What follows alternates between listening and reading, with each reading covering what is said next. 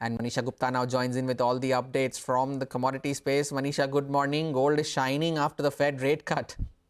It is, and as expected, we did see an all-time high of $2,600 an ounce on the 50 basis point rate cut. But since then, it also went into a profit-taking, and that is because the dollar index and the bond yields gained on the U.S. Fed future guidance, where it says that the Fed is not in rush to ease policy, and 50 basis points is not the new pace. So markets are now accounting for 25 basis points, 2 rate cuts going forward for the rest of this year. Hong Kong also has cut rates by 50 basis points yesterday, and the street is now moved on and will watch out for the Bank of Japan and Bank of England monetary policy meetings for the rest of this week, where there's also an expectation that you will see rate cuts coming in from them as well.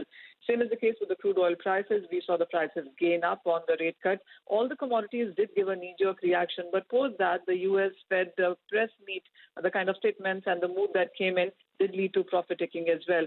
For the crude oil prices, the reason that it is holding above 73 is also that the U.S. crude inventories have declined way more than what the street was anticipating by 1.63 million barrels. Same was the case for the metals as well. On one side, it is the strength in U.S. dollar post the rate cut. On the other side, the weak China data is weighing on.